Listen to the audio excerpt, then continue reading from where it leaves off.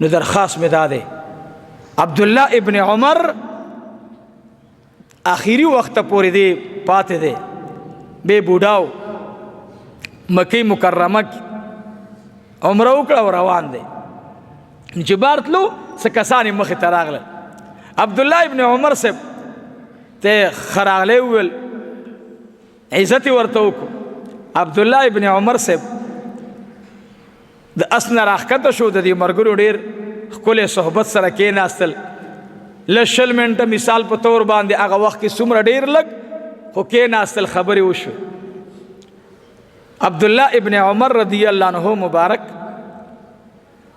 په اس باندې سورېدو ملګرو مخه کوله داسې لرې تیر شو یو ښځه ده او عمر یې پوخ دی څادر یې ځان نه تاو کړی ناسته ده داسې غلې عبدالله ابن عمر صاحب ملګرو نه جدا شو دی بوډۍ ښځې له راتاو شو دا درته یم انساني همدردي ختمه ده من قسم دی یو لږي نه مړ کېږي بلې نورم ټکوي چې زر زر ترېنه ساه ووځي عبدالله ابن عمر رضی اللہ تعالیٰ عنہ می اسرا تاو کو مرگرو توی تاسے لاړ شي اے بوډۍ مورې څنګه ناسته د بوډۍ مور په سر باندې صادر پروت دی لاندې ګوري ورته وی بچیا تا عبدالله ابن عمری ته د عمر فاروق بچی کنا ورته وی موري بالکل عبدالله ابن عمر ما د عمر فاروق زوی ما عمره دی وکړه حج دی وکړو حج میں اکڑو عمره وشوه اوس روان ما عبدالله ابن عمر صاحب ته وی څوک در سره شته که نه وی نه یوازې مورې وایا څنګه ناستی چاته ناستی بچیا کونډی ما خاوند مې ستا د پلار سره په جنگ کې شهید شوی دی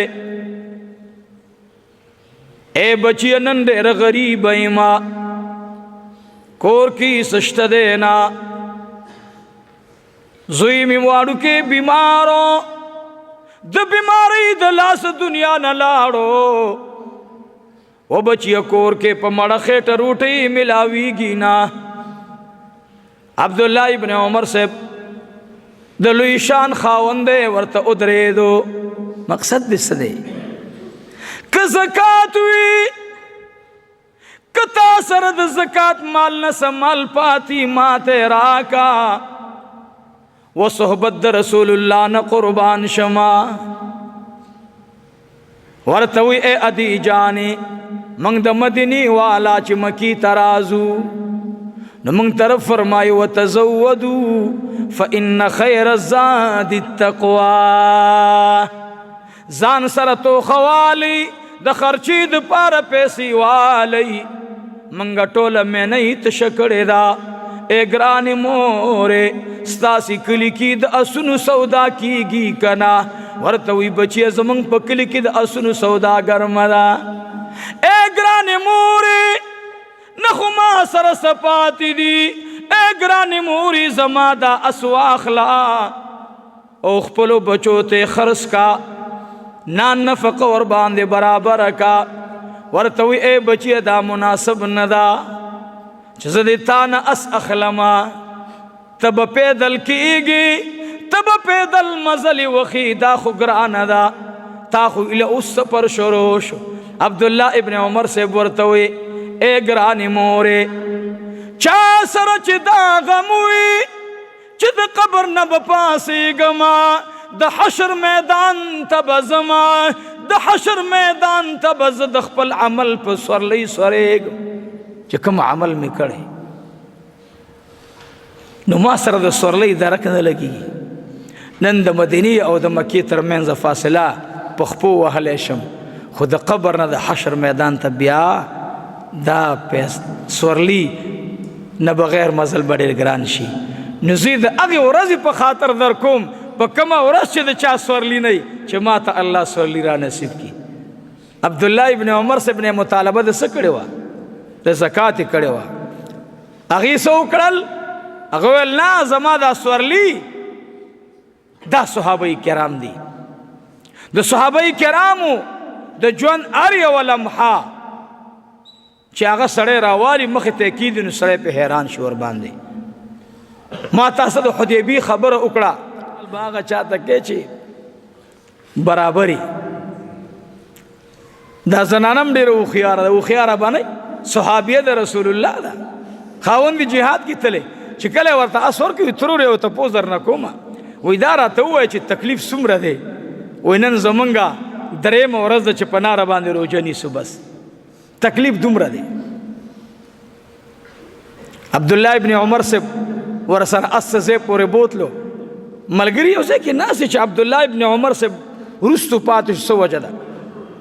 عبدالله ابن عمر صاحب ځان ور ورسولو قافلې ته، قافله ورته وایي اس دې څه کو؟ و یاره جی هغوی خو ماته ډېر غټ دولت راکړو، غټې پیسو باندې مې خرڅ کړو. یو ورته ویلې په څو دې خرڅ کړو؟ ما به درنه اخیستی وی. بل ویل په څو دې خرڅ کړو؟ ما به درنه اخیستی وی. هغې ویل قسم دی که تاسې سره یو چا سره قیمت و. هلکه په څو دې خرڅ کړو؟ وایي بس ډېر ګران لاړو. په څو دې خرڅ کړو؟ ډېر ګران لاړو. الله که مونږ چاته سیکل ورکو ور به کو ګران کار دی. ښه عبدالله ابن عمر چې کله اس ورکو نو چې مرګرو ته ورسېدو وایي په څو دې خرڅ کړو؟ ډېره ګرانه سودا باندې لاړو. دې کې یو دوه ملګري دي، هغوی د دې اس ډېر شوقین و، ځکه چې د دې اس ذات ډېر ښکلی ذات و.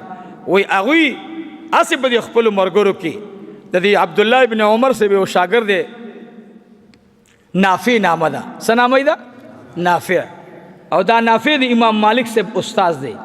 او دا امام نافع ډېر لوی سړی تیر شوی، جنت البقیع شریفه کې دفن دی. مخکې د ده قبر دی، ورپسې د امام مالک صاحب دی، ورپسې د جناب رسول الله د زوی مبارک دی ابراهیم رضی الله عنه. نو دا نافع رحمه الله دا ډېر لوی سړی دی، لوی شخصیت دی.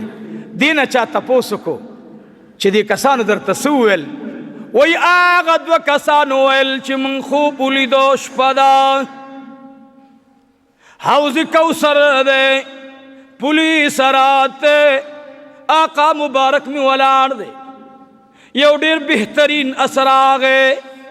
نه داسې اس موږ په سترګو باندې لیدلی و، نه په داسې ښکلی صورت سره اس موږ وړاندې تیر شوی و، نه داسې ښکلی دنګ اس زموږ په تصور کې راغلی و.